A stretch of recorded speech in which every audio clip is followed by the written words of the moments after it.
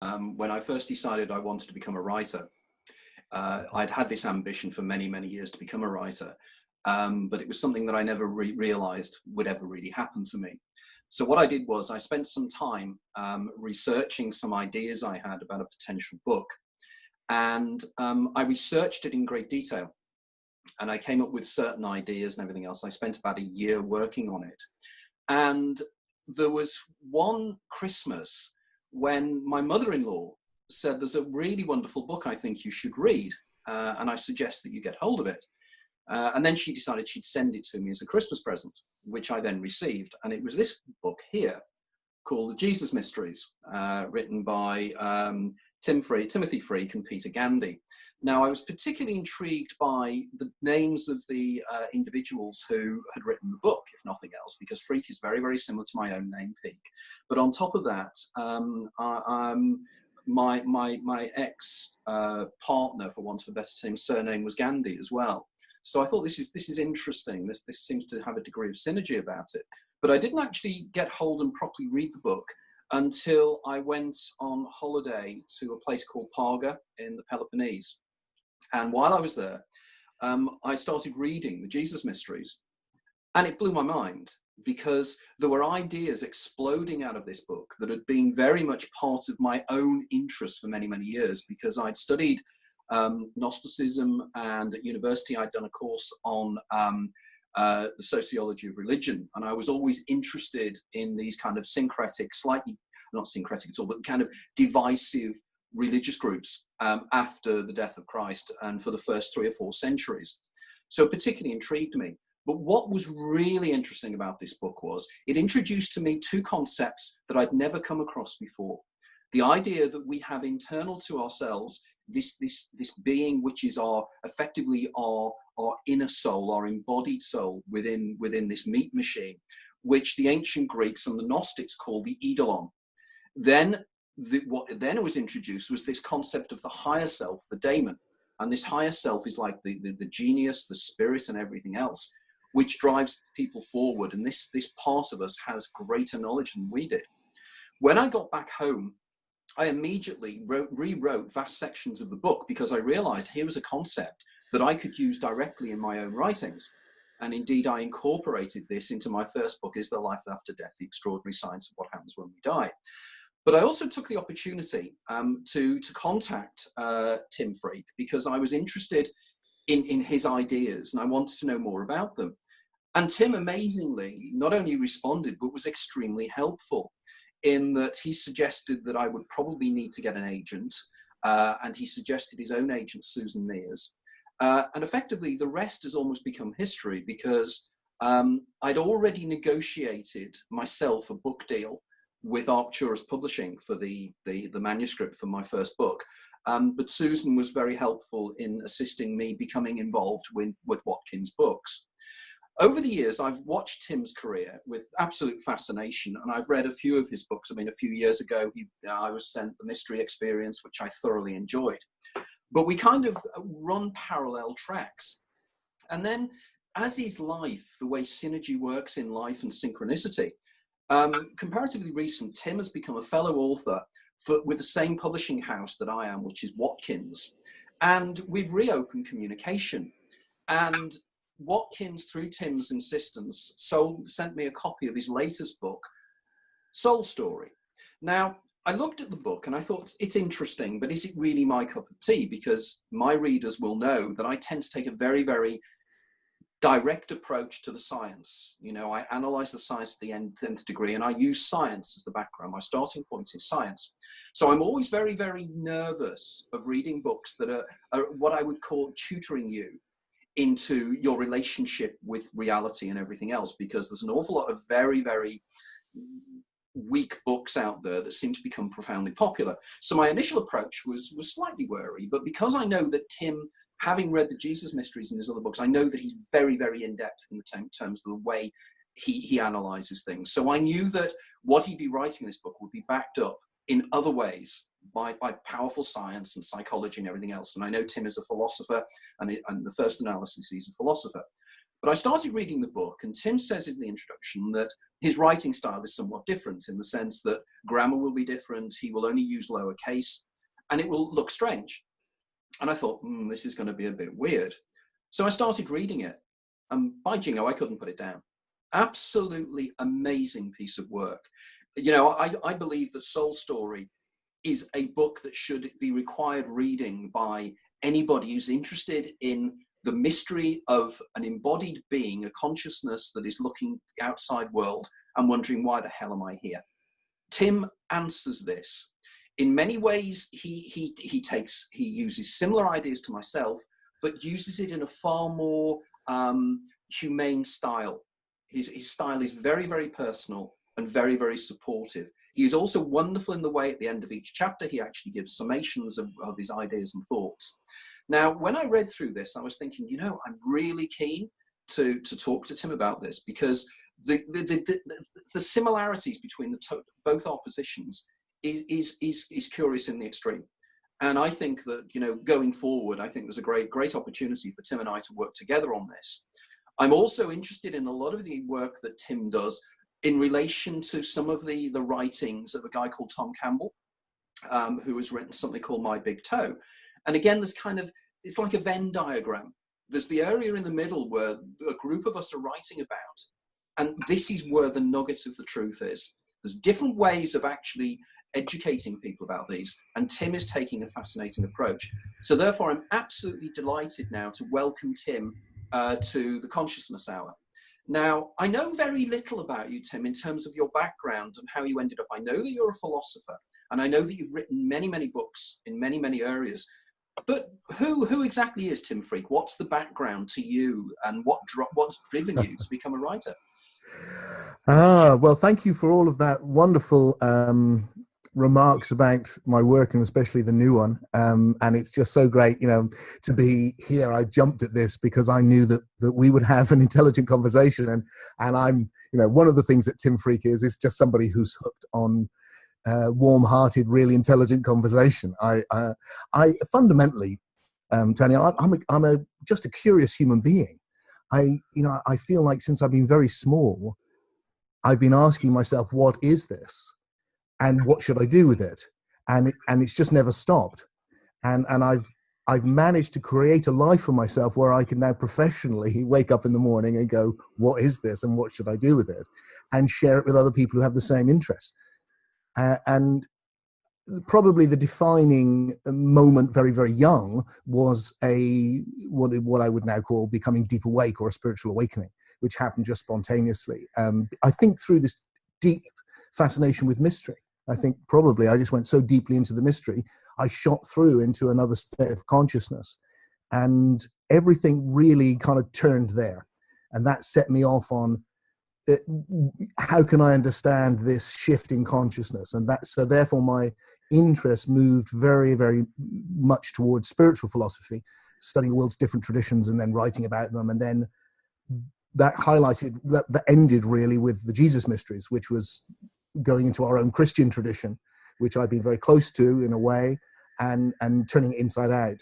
And then coming out from the other end of that has been this latest phase where it's been like, well, what does this mean for now? What I loved about the Gnostics was that they questioned the spirituality they inherited, and they were willing to be revolutionaries. So they turned things on their head. They found things, they expressed it in their own unique way. They were willing to create something new. And it felt to me that that's what I was interested in, was how can we, the spirituality that I've been writing on, all the great traditions, they're wonderful, but they're very old. And they're put together by people who thought the world was flat, who don't see the world which we do. So if my interest then became, right, well, how can I share this waking up state with other people who are alive today? And then how can we develop a new story which puts that awakening where it belongs, which is absolutely in the middle, central to the human experience? So when you mentioned the experience you had when you were younger, are you willing to share a little bit with us about that, as to what that was that clearly had a profound effect upon you? And maybe if you're want to share it with us, to tell us a little bit about what changed you? Well, the experience, I mean, it's a long time ago, and so one must be careful. But luckily, my nature was to write, so I wrote things down after it. So, I have some reference point. My memory, the most distinct memory, is this enormous love, and that has stayed with me to this day. Absolutely central to everything I do and everything I share is this sense that there is an enormous love permeating the universe. And it's part of what I've been doing as a philosopher, is trying to understand what that could possibly mean, that there's a love permeating the universe. What does that, could that possibly actually mean? But that was the experience, and continues to be. As I go into the deep awake state, that's the way it is. So there's this communion, this oneness, this sense of all the classic things, really. I'm not just this isolated thing, I'm actually the whole thing. And then from that oneness, this connectivity and communion, this huge love or compassion, agape, or whatever you want to call that.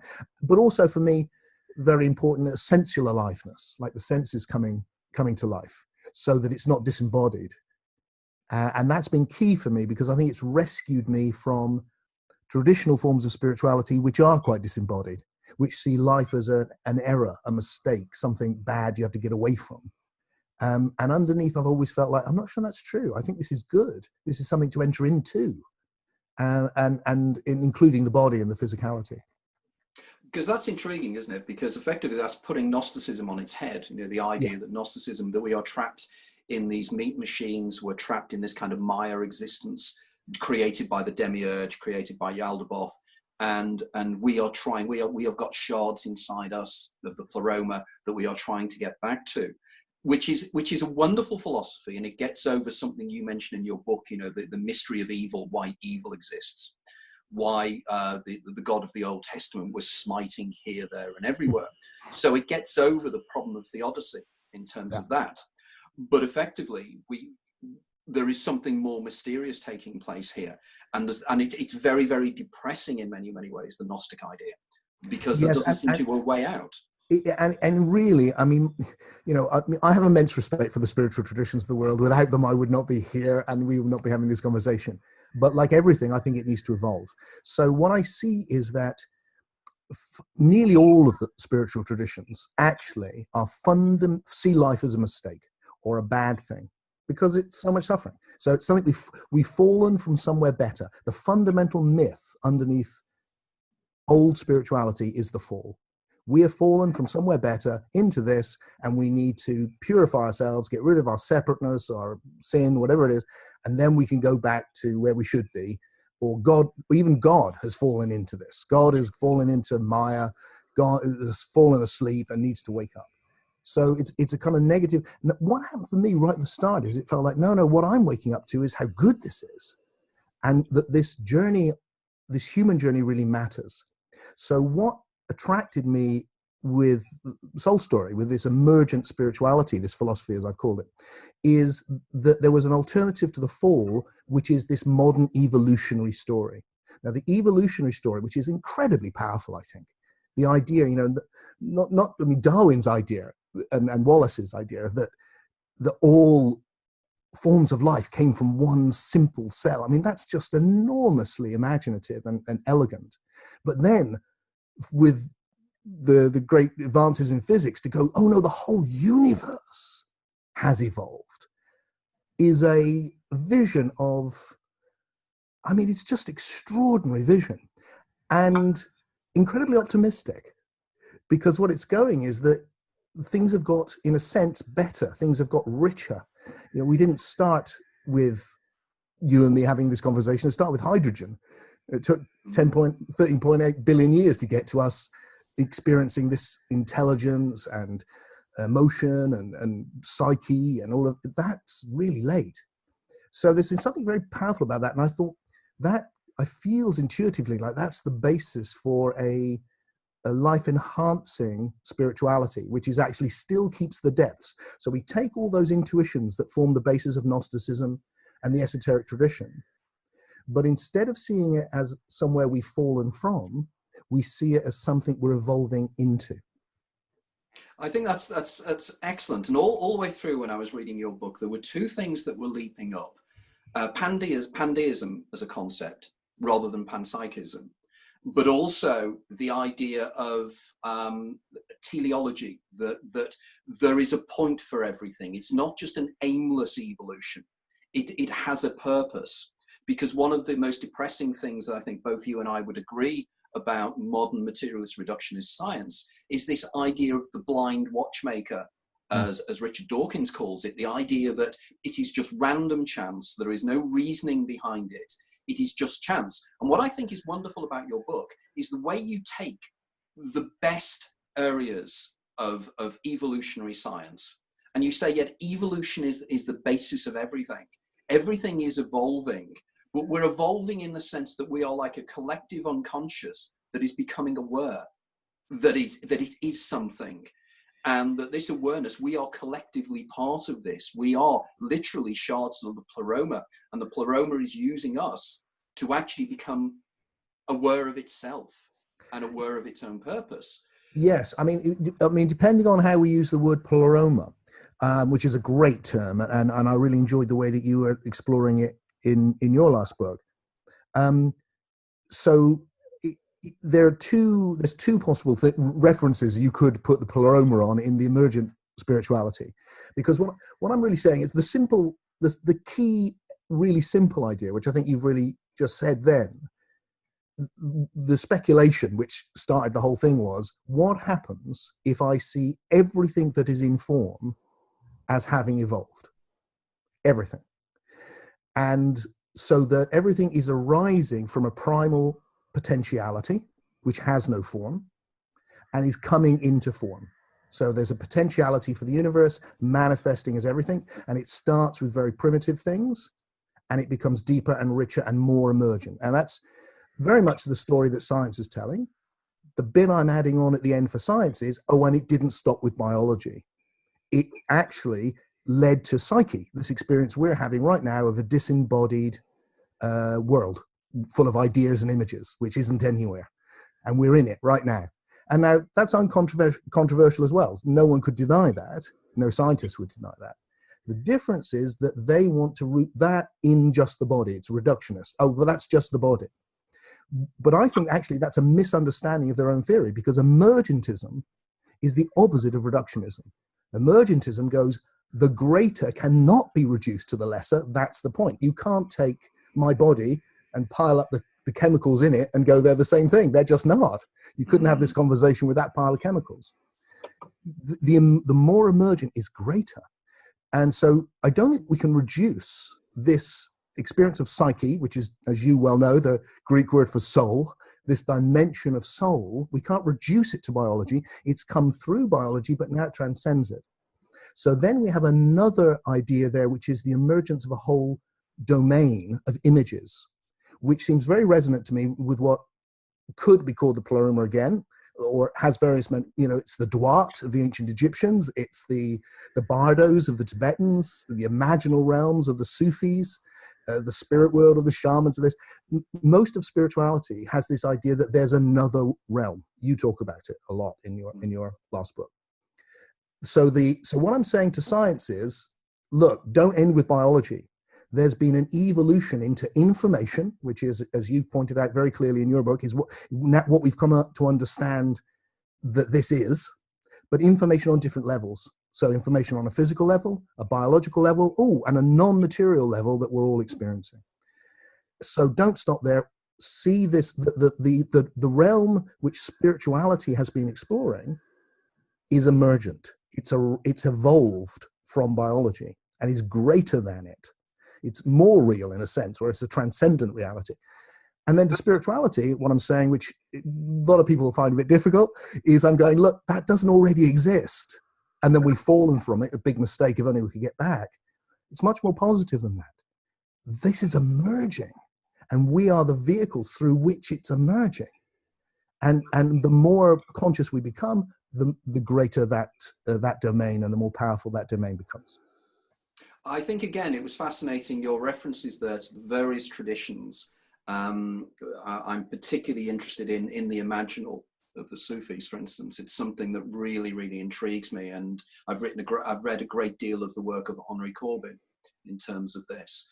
And what you'd find, and I think you and I will probably agree with this, that you take all the great religious traditions, then you look at their mirror image, their mystical traditions within that, from the Kabbalah to Sufism to Gnosticism. You find, and then you start drilling down, and you start to discover what people like Henri Bergson was arguing about for many, many years, and particularly Aldous Huxley with his idea of the perennial philosophy.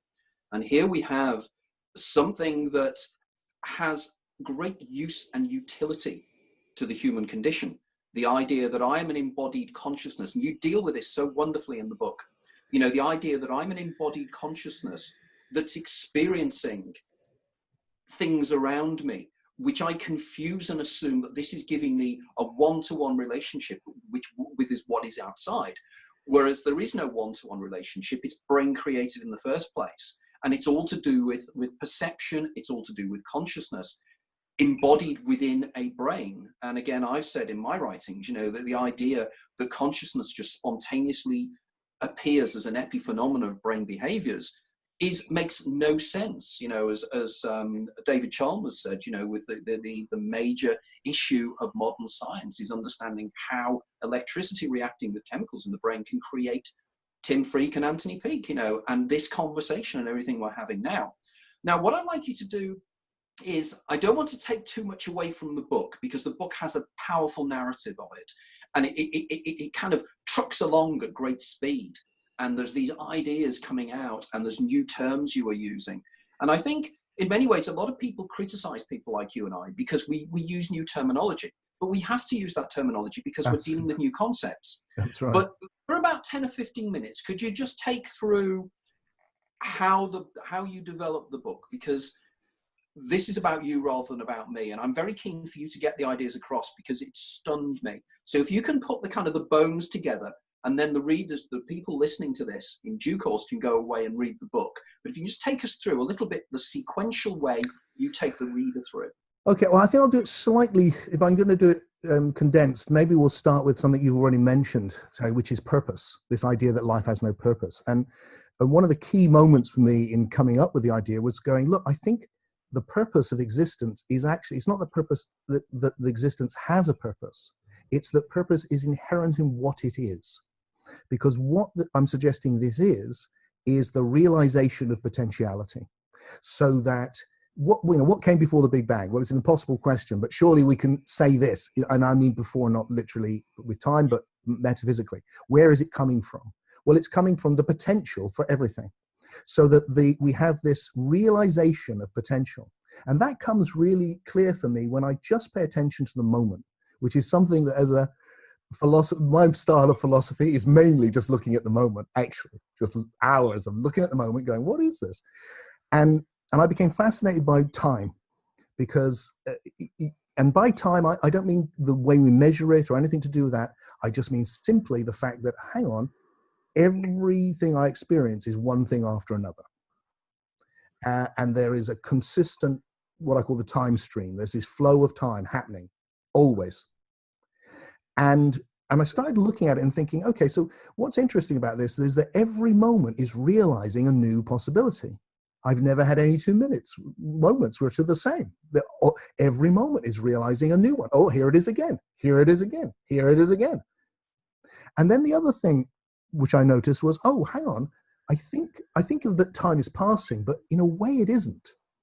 Because the other thing which marks out every single moment is it includes everything that's gone before. And everything that's ever happened is implicit in this moment.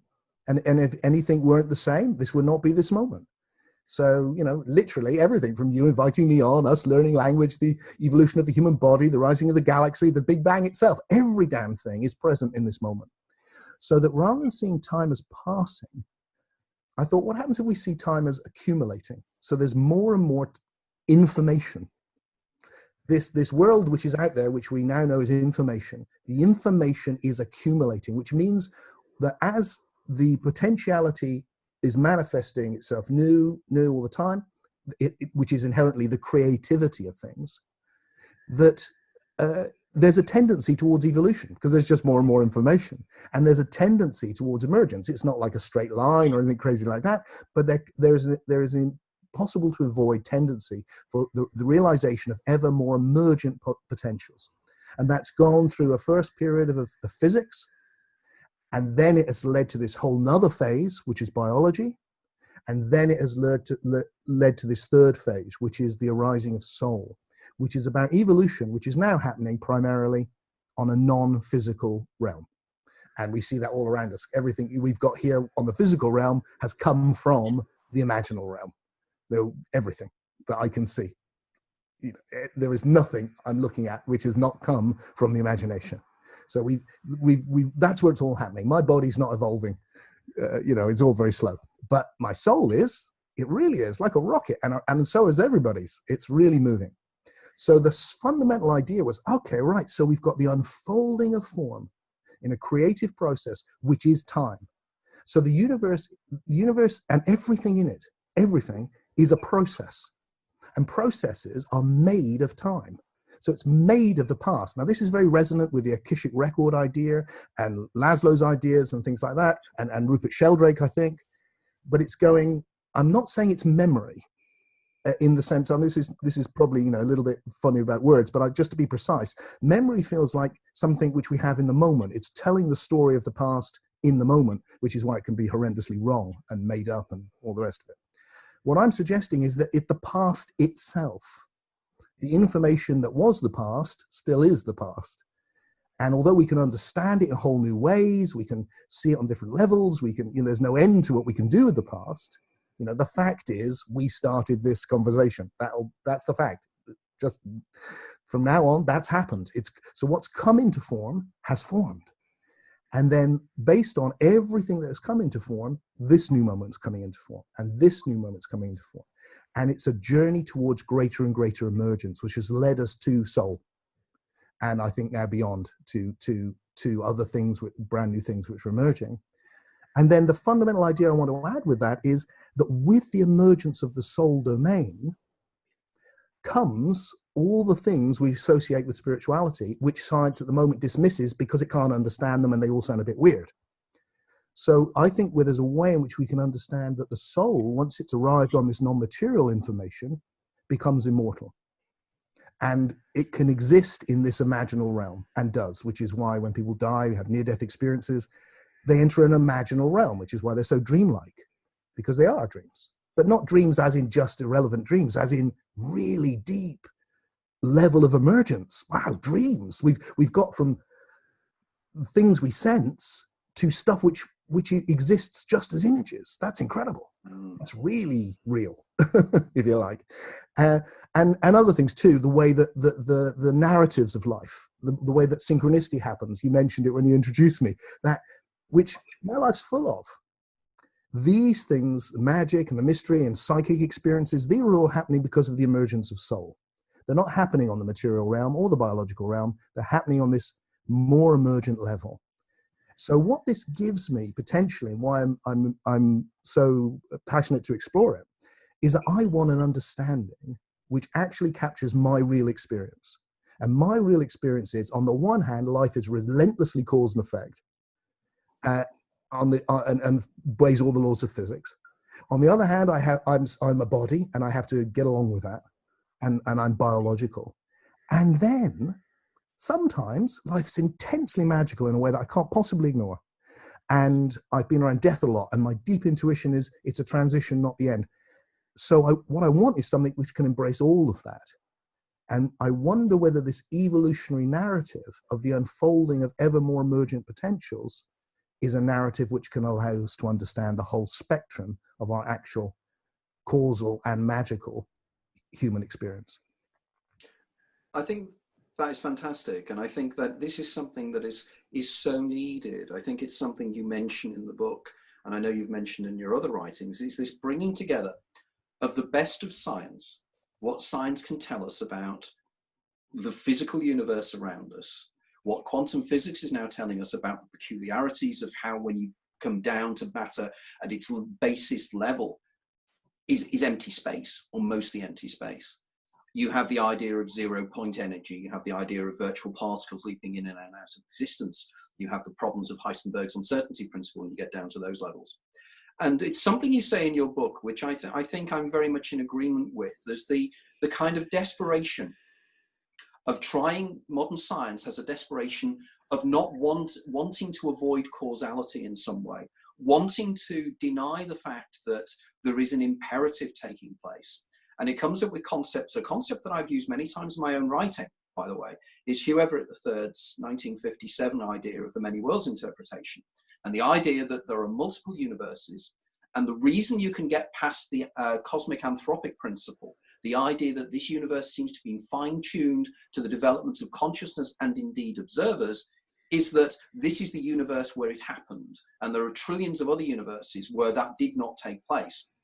But that is, that's the complete opposite of what we want to believe in terms of Occam's razor. It's just, it just doesn't make sense. you couldn't get a bigger opposite of Occam's razor, could you? You couldn't, and I sometimes feel, that modern science, because it's in such denial of consciousness and the role of consciousness within the way we see subatomic particles come into existence.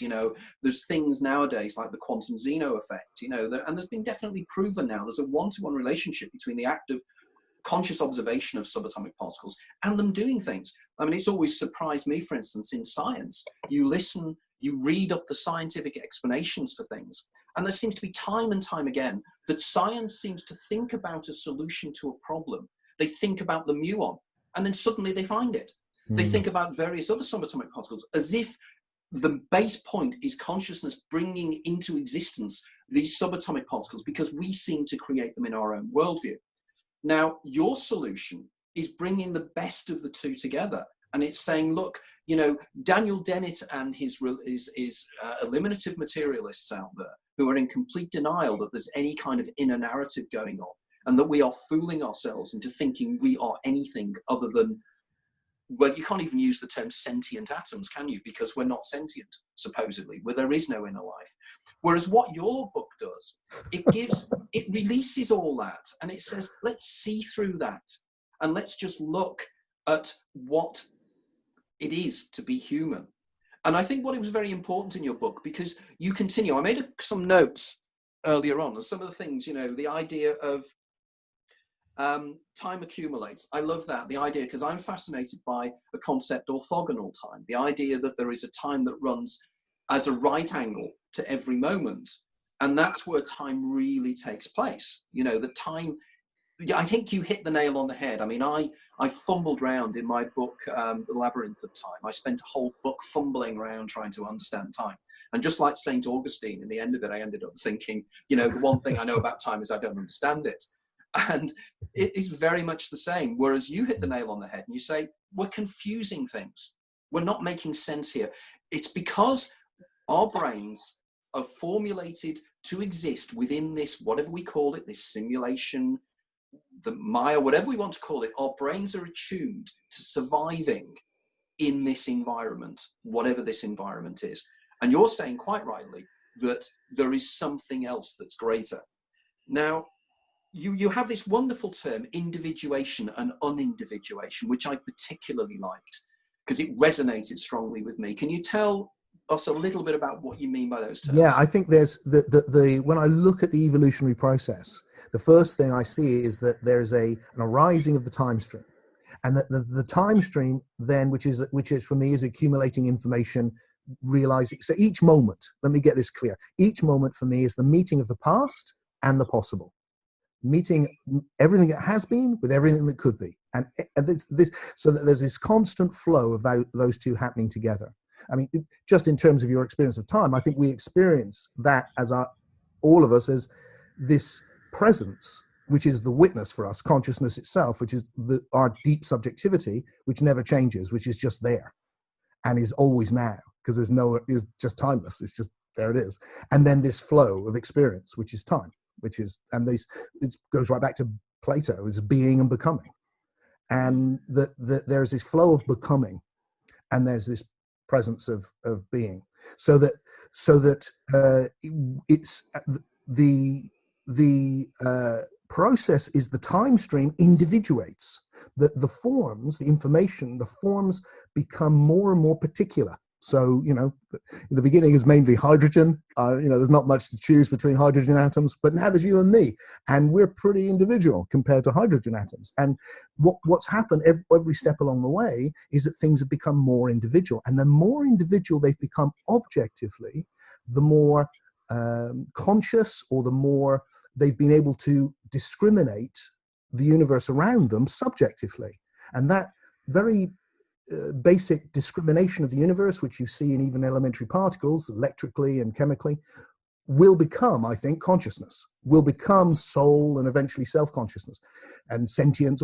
So that we've got this evolution in tandem of objective information and subjective discrimination that will become conscious experience. So subject and objects are moving together, and that the process through which this happens is, first of all, individuation, but also something else, which I call unindividuation or unividuation, which is that there's a jump when two individual time streams unite and form something greater, a holonic entity which is bigger than the two. The classic example would be oxygen and hydrogen get together and suddenly got water. Wow, a whole new emergent thing has arrived, and that's happening all the time. So that there's not just individuation, there's also this paralogical opposite. There's also this sense of separate things coming together to form something greater.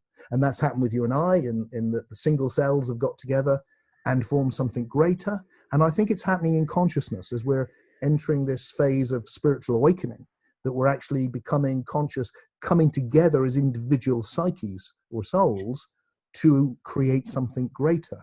And now I think what happened to me when I was a little boy, when I was 12, was I stumbled into a relationship with that something greater that I suddenly was conscious I was a part of. And that feels like love, because it's a conscious oneness. It's the universe becoming conscious of itself as one thing. And when we feel that, there's this great feeling of connection, which is love. Well, it goes back, doesn't it? Effectively, you go back to the great spiritual writers of generations before. I'm reminded in many ways Jacob Boehme and some of the things that he used to talk about. Yeah. And then you go to the great works of people like Buck, and the idea that there is something else, and we sometimes glimpse this extra something that's us but not us. These kind of noetic experiences that I would guarantee most people have. I mean, I find when I debate with scientists and people like that, and it always fascinates me that, you have the debate and they'll turn around and they'll say, that there's nothing but physical and everything else, and all the stuff you write about is nonsense because there's just nothing else. And then you'll have a few beers with them afterwards, and they'll be, a few years ago I had this really strange experience which I've never really fully understood. And you say, well, why don't you talk about that? Yeah. And they always turn around on the same thing. I'm a professional scientist. I cannot be seen to be stating these things because I have tenure. I have my reputation. So that all the time we are being forced away from this kind of inner knowing, this kind of knowing something that is deeper within ourselves. I feel it's the moment, when you lie awake in the middle of the night, or you look at the vastness of space, and you think there is something here that is far, far greater, and we are in denial because. And I think it was you that mentioned, and correct me if I'm wrong, because it might have been somebody else I was reading recently, but I think it was you. The ideal of the ultimate denial of everything, and everything we do is motivated to ignore the fact that we are going to die. It's the one thing that we know is inevitable and we really don't want to think about it. Whereas more traditional societies live tooth and jowl with death. Death is part of life. It is something that happens within life. Whereas we inure ourselves, we cage ourselves off. We live in boxes and ignore it. Really, and what you're pointing to, I think, was a big motivation to develop the philosophy for myself, let alone writing it and sharing it. Primarily, I think it was I needed to do it because, I liked to think of myself as someone who can approach things rationally, And I'm aware, and I was watching more and more of my friends who are like that, and it felt like they were succumbing to this idea that all of this stuff that we'd all explored earlier in our lives, spiritual stuff, was kind of we kind of seen through that now. And the idea of life after death, that really is, it's impossible. It's impossible. So just forget it. Or life having meaning or purpose. No, it just doesn't have any. You just got to, are you man enough to accept the truth? Man up and take it by because really it's as bleak as you can imagine. And my feeling, because I've been immersing myself all this time in this deep awake state with people, I don't think that's true. There's something so good here, and the suffering is redeemable. There's something profoundly wonderful unfolding and flowering here. So what I wanted was to be able to at least say, look, you know that intuition that some of us have, that really death isn't the end. You can hold your head up and be rational and say that. The intuition, those experiences you have with just like meeting that magic person and the book falling on your head and it changing your life and all of those things, you can hold up your head and go rationally and say, no, this is real. And that we can construct a fundamental worldview which can honor that just as much as the incredible advances in physics. And the reason I think physics has done so well is because it's the first thing. It's very basic. It's much easier to do physics than it is to study the disembodied soul dimension. It's not, because it's so rich and deep, but people have. And whilst they've done it in a way that I think needs to move on, a lot of their fundamental insights we can return to and go, hang on, if we see these ancient esoteric ideas in a different way, like immortal soul or even reincarnation, and the idea of the soul dimension, which you can explore and blah, blah, then actually there's something in them, more than something. It's the most emergent thing. And that intuition, I think that anyone who's really gone into it feels this is the most important thing about life. It becomes like, clearly. And we know that, this is where we want to be. I think the thing is that, and it's going to sound vain, and it's not meant to sound vain, but I believe there are some people who think deeply, but only to a certain level. I find this all the time that, I consider myself to be an extremely logical, rational individual. I do not go into flights of fancy.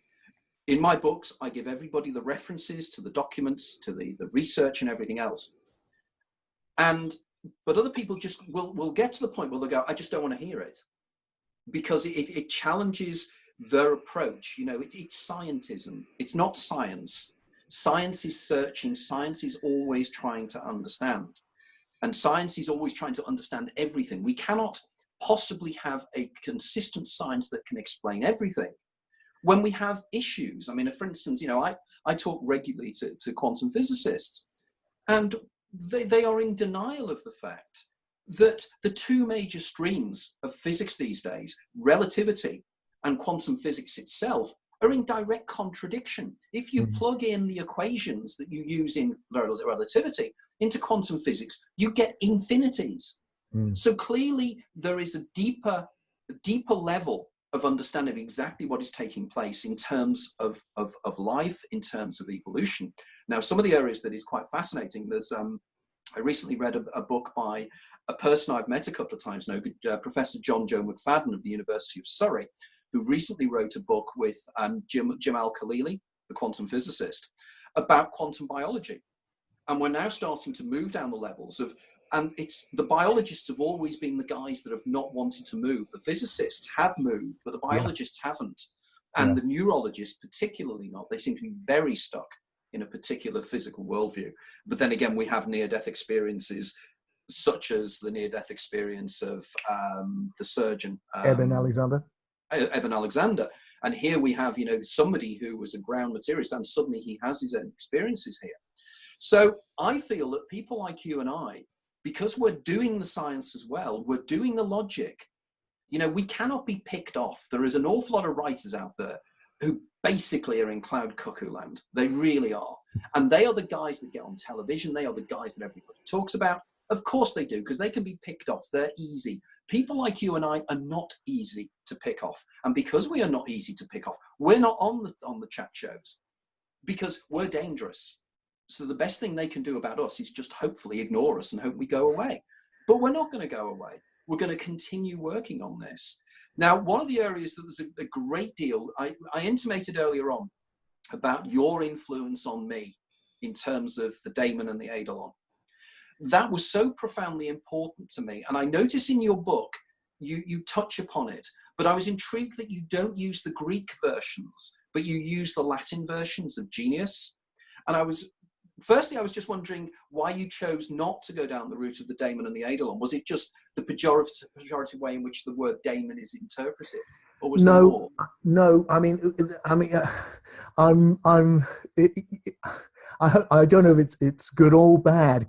I think it can be problematic. I find that each time my own thought moves on, I'm always looking for the language that suits it best now, so that which is easier, I think, for people coming to it the first time, but not so good for people who are familiar with my work, because it's like, oh, Tim's changed his language again.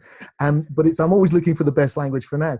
And I couldn't resist, because what I wanted to point to was this realizing of potentiality, that I was able to cast the daemon as that part of us in our own past, which has already been in contact with this greater being, God, the oneness of spirit, transcendent spirit, whatever you call it, the thing which the great love light that we meet when we die. So there's some part of us that carries that past and has access to that, because that's where we've been, which most of us are unconscious of, but it happens now and again. We come into conscious with it. But that's what happens in the deep awake state, in my opinion. That's what happened to me when I was 12.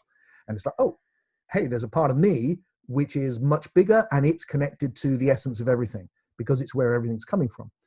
And the idea of calling it the genius suddenly really appealed to me, because we talk, we want to realize our genius. And it's like suddenly this language, that twist in the modern way that it's been used, was something I felt I could make use of, which so that to bring one's own individual genius to life. Because when I started talking about the purpose of existence, obviously the place that most of us are interested in is, well, okay, that's the purpose of existence. What's the purpose of Tim? What do I do? And my feeling is, well, it's the same as the universe. So the universe is, which is realizing itself in ever more emergent ways. But in Tim, because of soul and that I'm self-conscious, I have this power of choice, that the creativity of the universe, which is mainly happened unconsciously without choice, through me, is happening with choice. So I can imagine doing one thing or another and choose to manifest one.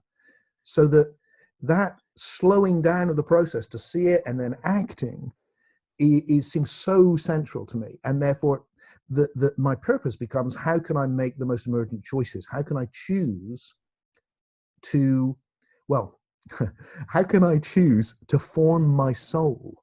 Because what I'm saying is that we're made of the past. So right now, I exist on this level of soul. It's the most important thing about me. This is temporary, but interesting and fun, but and also a pain in the ass as well. But we're connecting here on this other non-material level right now in meaning. There's no meaning here. There's no meaning in the airwaves. It's all the meanings in soul. And so that I am a soul made of everything I've ever been. And I'm meeting you, and you're made of everything you've ever been. And we're meeting here, in the possible, realizing new potentials. So my purpose then becomes like, wow, well, given the unique nature of Tim, what's the deepest, most emergent thing I can move towards? And that is realizing my genius. And that felt like such a lovely way of saying it, that I went, do you know what, I'll have to lose the daemon for this one. Yeah, I think you're quite right. I think genius just has such a positive feeling to it. I wish now, on reflection, that I hadn't probably pursued the daemon, and I'd come up with probably using the term genius. And of course, I was delighted when Philip Pullman, in his Dark Materials trilogy, started using the daemon as a concept, what I was again intrigued with Philip, and I have contacted him on this as to why he clearly was also using the Eidolon idea of Lyra and everybody else who are all Eidolons, but he decided not to use that. And of course, we know that a lot of Philip Pullman's concept of dust and everything else is profoundly Gnostic in the way it approaches its subject matter. But when you were talking there again about the idea of the emergence of consciousness and the way in which there is a kind of almost a field of consciousness which is collective, I'm reminded, I don't know if you've come across the work of Bernhard Haysch at all. No. Does that ring a bell? Bernhard Haysch is a German astrophysicist, and he has been doing a great deal of research in America on zero-point energy. And in fact, last time I spoke to him, he got some form of grant. He was somewhere in northern Colorado where they were doing research on zero-point energy as the concept. And Bernhard has something he calls the God theory. And again, it's the same thing. It's exactly the same as what you're talking about. And I'm reminded of the wonderful analogy, you know, the statement where people say there are many, many routes to the top of the mountain, but the view from the top is still the same. And there's so many of us who've started off in different positions, plowing our way up Mount Kilimanjaro. I'm particularly saying about Mount Kilimanjaro because I don't know if you know, but I have worked many years very closely with two Austrians who have invented something called the lucid light device, the hypnagogic light device. Yeah. And this in my argument actually, and if you read my book, The Infinite Minefield and the Out of Body Experience, I discuss this. I argue that this actual machine stimulates the pineal gland to release dimethyltryptamine, endogenous dimethyltryptamine. And Engelbert Winkler, who's a consultant psychologist, who was one of the two inventors, an Austrian guy, was explaining in his latest book how, and he just uses the story of him climbing Mount Kilimanjaro with about 4 or 5 other individuals to test the lucid light device under rarefied atmospheric conditions. So, you know, when there's less oxygen in the air, because he's very interested in holotropic breathing, you know, the Stanislav Grof stuff. Yep. And he was thinking that if somebody went up very, very high up with the lack of oxygen, would they have more powerful hypnagogic experiences, which they did, which was intriguing in itself. But again, he was talking about the analogy of going up a mountain and you go through different levels and you go through the jungle and you get through and you actually get into the non-tree zone and you get higher and higher. And there's so many of us doing this. And I think if you take the opportunity to have a look at a lot of the people we've had on this show over the last few years, there's this developing undercurrent. And there's a group of us now that are coming together. And I know that you and I are keen to work together on other issues. And I think definitely I want to do that, because I think we could really value add massively, but we can talk about that at another stage. But the idea of us coming together in this wonderful timing. So we're getting towards, you know, we've got about 10 minutes now. What I'd also like to talk about is another concept you have called the soul stream and the soma stream.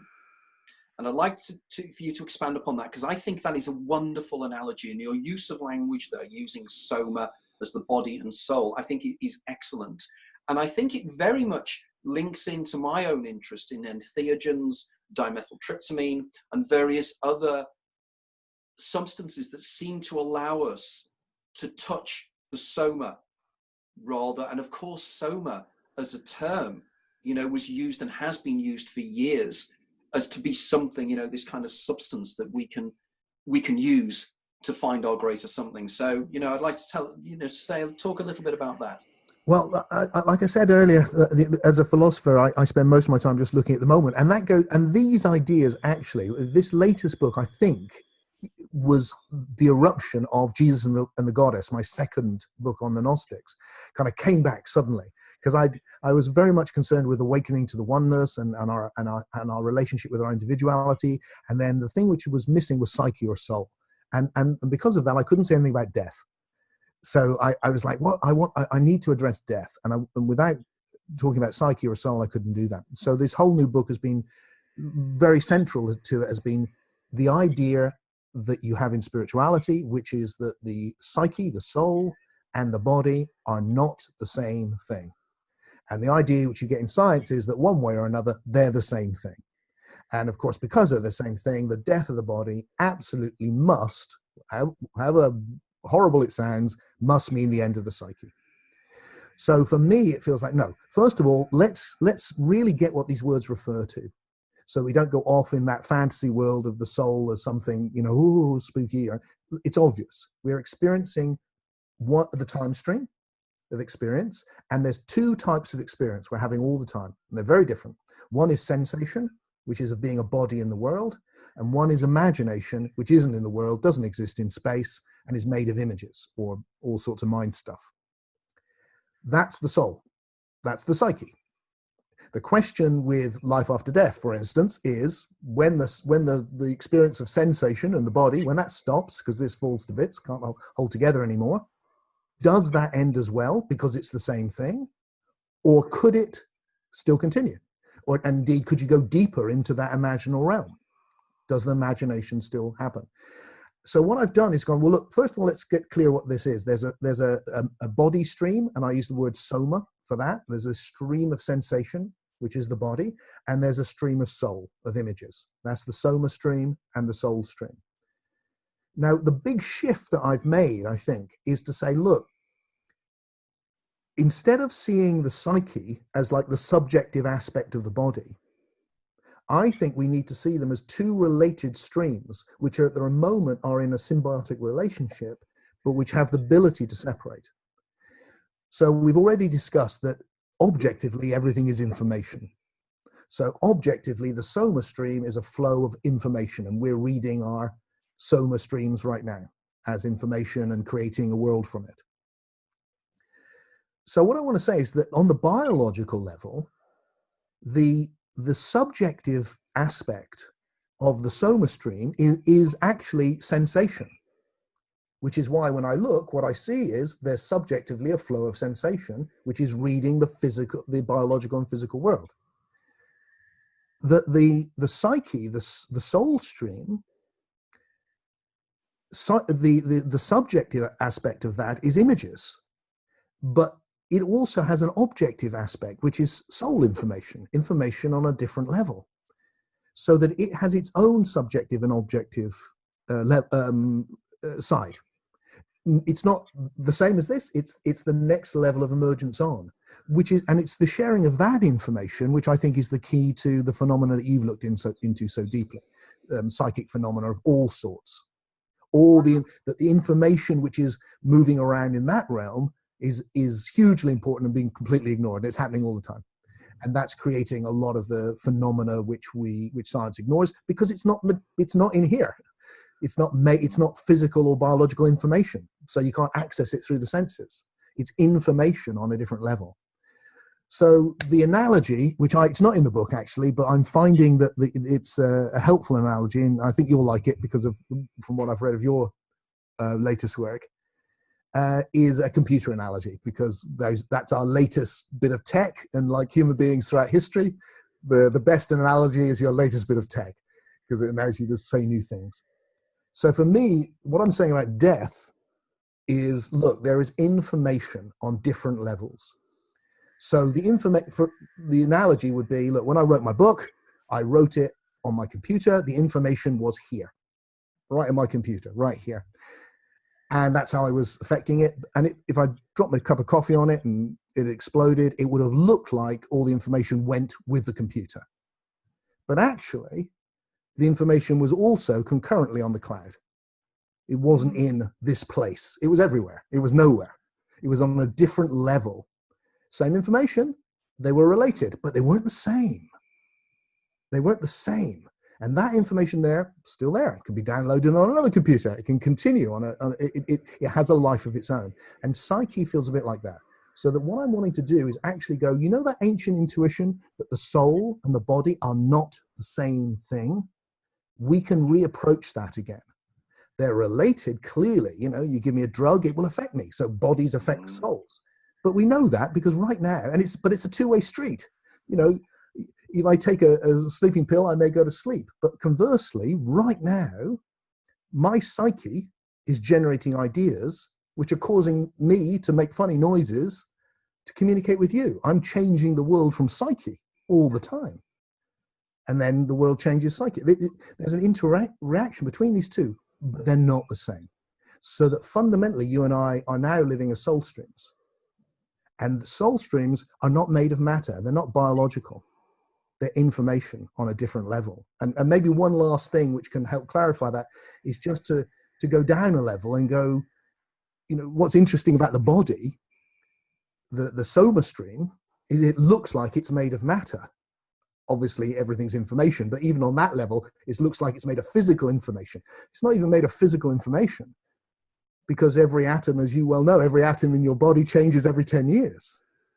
It's actually biological information through which physical information just passes, which is why I have to eat all the time. Yeah. And the same with the soul stream. The soul stream is not made of the body. Bodies pass through it all the time. It's on a different level altogether now. And the whole 13.8 billion years of evolution has been to individuate to that level, so that in the biological sphere, the process of individuation is something like natural selection. There's a whole lot of debate exactly what, but something like that is going on. And that's a brilliant way to develop species. The best way to get really individuated, powerful species is death and procreation. Brilliant. But once you reach the level of individuation of soul, you don't want death, because you're losing such a high level of individuation. And so creativity, the universe has arrived at immortality, which is an individual time stream which doesn't die. Birth and death is just a matter of biology. Once you reach this level, we're onto something else now. And then the mechanism changes. The mechanism before biology was not natural selection, because there was no genetics, there was no any of that. It was a different mechanism. Then from that arose the biological mechanism to create species. And my suspicion is the mechanism through which souls are evolving is something akin to reincarnation. The moving out into the imagination, into the imaginal realm, and then coming back into relationship with the body. Moving out, moving back, a symbiotic movement between these soul streams and soma streams, which enables this continual individuation through which we become more conscious. I think you've hit the nail on the head there. And I think when you and I get together to talk this in greater detail, you probably haven't read my earlier books, but one of the concepts I call cheating the ferryman. Yeah, I do know that. Okay, and the concept I'm arguing there is that it is rebirth, but it's not reincarnation in the standard way of doing it. And my argument is that in order to evolve and in order to learn from one's mistakes, which effectively is what genetics is, isn't it? It is genetics learns, it tries something and it doesn't work, so it tries again. It learns from its errors, and it's developmental, it's incremental. Standard reincarnation of being reborn in somebody else's body in another time, in another place, in another location, and you'll get the link here as a classical scholar, the drinking of the waters of the Lethe, the river of forgetting, what Plato argued, and you forget and then you live again. Anamnesis, or amnesis, isn't it? Anamnesis is the remembering of the fact that you've forgotten things. If you live your life again as a computer simulation, for want of a better term, of your own life, with part of you remembering the fact that you lived that life before, the daemon, your game player, and you live that same life with the demonic, the genius, for want of a better term, the inklings that are warning you about things that may go wrong and might not go wrong. And occasionally you get a breakdown where you have a deja vu sensation that you feel that you've lived it before. To me, that makes much more sense, because what I'm doing is my own soul, my own genius is evolving through me living my life over and over again with subtle changes and subtle differences. So you have the evolution of your soul through many iterations, and your genetic code. We need to come up with a different term than genetic code in terms of the psychic code or something. I think it's the past. It's just simply the past. Because your idea that you said, that I love that idea that everything we are experiencing is just an amalgamation of everything that's gone before, is absolutely wonderful. It's almost a liberating. When I read that, I was commuting into London because I'm working at the National Gallery at the moment, commuting in from West Sussex, and I almost jumped up and thought, wow, he's nailed it. He's nailed it. That's exactly what is happening here. And the thing is, what you're now doing is you're bringing it all together in a most amazing way. And I sometimes feel that the people like you and I, you know, the old Sufi myth of the men in the room who are blindfolded and they're trying to feel the elephant. That's what we're all doing at the moment. But I think we're starting to get a picture now. And my argument all the time is, you know, when scientists turn around and say, only whatever exists is physical, you know, you see things because electromagnetic radiation is hitting your eyes and therefore it's stimulating your visual cortex. My counter argument to this is, I see things in dreams. There is illumination in dreams. There is an inner light that I can perceive in exactly the same way, which is just as real an existence, if not more so than this existence. People I know who take ayahuasca, people who have taken entheogens, go to somewhere else, which is just as real, and your senses and you're stimulating, you're interfacing with that same reality in the same way. Now, there's been research done comparatively recently with people who, when they are in these states, the same parts of the brain fire as if they were experiencing things in consensual reality. So effectively, it means the brain is using exactly the same processes. It is seeing light in a completely different way. So I think going forward, I mean, I think in terms of, and because we're both, as I say, we're both with Watkins here, there's an awful lot of great opportunities here for working together.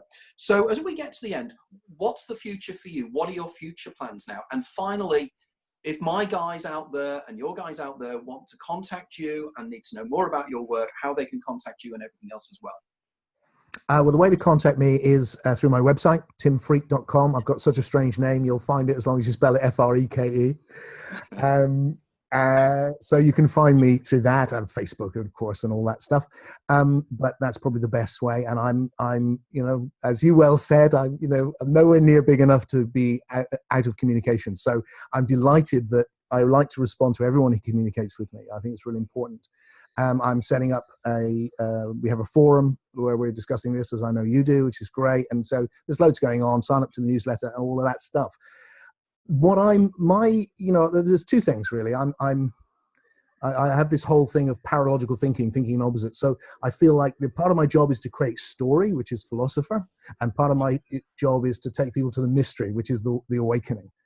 So part of what I do is I run these deep awakenings, which are about sharing that experience I had when I was 12 and which I've gone into over all of these decades. And what astonishes me now is that I'm pretty confident that anyone who comes and spends a weekend with me will experience it. I mean, and when I say experience it, I mean, they'll feel the love so powerfully. You just go, wow, that's big love. So I love to do that. And I've just come back from doing that in Japan, and wherever I'm invited, but mainly I do it here. And I'm just about to start doing it regularly in Bristol because that's close to where I live. So, if people want to experience what the deep awakening is, there's that. And then the other thing, which is why the idea of connecting with you is wonderful, is this does feel important. I feel the whole area, the idea of an emergent spirituality, something new that needs to emerge now, which honors the best of the old, which is rational, but which is also heart-centered, which sees all of these things as important, which can't just leave something out, wants to capture, and more than anything for me, which really endorses the human experience, which brings us purpose and meaning, because it's actually, my intuition is exactly there. And I think it's near the end of the book or somewhere, I can't remember, but there's a kind of confessional moment, which is kind of important, I suppose, to me, which is where I kind of come clean and say, really what I'm trying to do here, and all this new language and this philosophy and time and all, what I'm trying to do is actually give some intellectual weight to these almost childlike intuitions which arise for me in this deep awake state. And I want to be able to hold them up and go, no, take them seriously. I know they just sound like, la, la, la, but they're not. They're the deepest, most real things. And one of the ways that I found when I was writing, I thought, well, what are they? And I thought, well, it's kind of like as simple as life is, like, despite everything, underneath everything, life is good and death is safe. And what really, really matters is love. So for me, going forward, it feels like I just want to take that out, both experientially and underpin it with a story, a philosophy, which we can really engage with, clearly with our minds as well as our hearts. Wonderful. It's unusual for me to meet somebody and interview somebody I think is as enthusiastic as I am about these things. And it is so important. And I think the whole movement, well, I don't know if it's a movement or what we want to call this, but it needs people like you and I to shake it up. There's too many boring people that stand there and spiel away. You know, they want personalities and people who know what they're talking about, because that is how we take it out there. We take it to the people. I'm doing an event tomorrow evening in London, in Shoreditch, where we'll have a Lucia device with us. You know, and I know whenever I do talks, I know that more and more people are coming involved in this. And I know from your world, you're finding the same, that people come across your work, they come across it by people talking about it. And suddenly it just gets out there and gets out there. We don't need the mass media. It gets round there by people saying this stuff is interesting, listen to it. And I think that's the most important point. Tim, thank you very much for a wonderful hour. I was really delighted to hear you and Dia chatting away before I logged on earlier on as well, which is always good. And as always, everybody, behind this is Dia Nunez over there in Denver, Colorado, who without this, I could not do this. And she's been a massive supporter over the years, and I continue to thank her. Right, in terms of the next guests, our next guest next month will be Dr. Craig Hogan, the researcher into near-death experiences. And in April, I've got my good friend Vitaly Viteliev, which will be a very different interview. Vitaly is a very, very fascinating guy. He's an author. He's written many, many books. He's been on British television. He's been on Have I Got News for You, various other things as well. And he's had a fascinating life. He was the guy who was responsible for a magazine called Crocodile, which was in Moscow during the Soviet Union times. It was their equivalent of Private Eye. And his life story is well worth hearing. It's absolutely fantastic. He's also a very, very funny guy. Well worth looking. Okay, thanks everybody. And thanks for listening in, and thanks for watching. Let everybody else know that this is here. And thank you again. Okay, thank you.